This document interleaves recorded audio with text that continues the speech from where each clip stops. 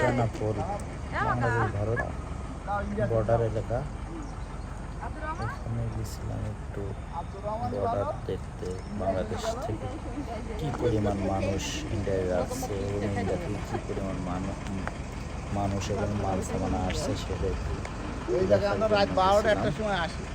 খুবই কম মানুষের যাতায়াত এই স্থানীয় বন্দর দিয়ে। তারপরে আমরা কিছু কিছু ইন্ডিয়ান গাড়ি করে মাল সামান আসছে, তারা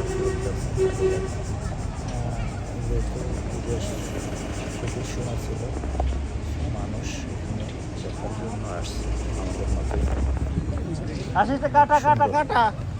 বানাইছে। স্থানীয় বন্দর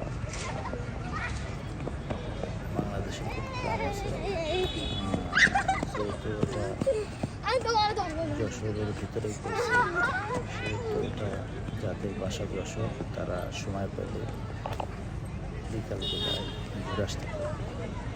অবশ্যই দেখার পরে মন ভরে যাবে।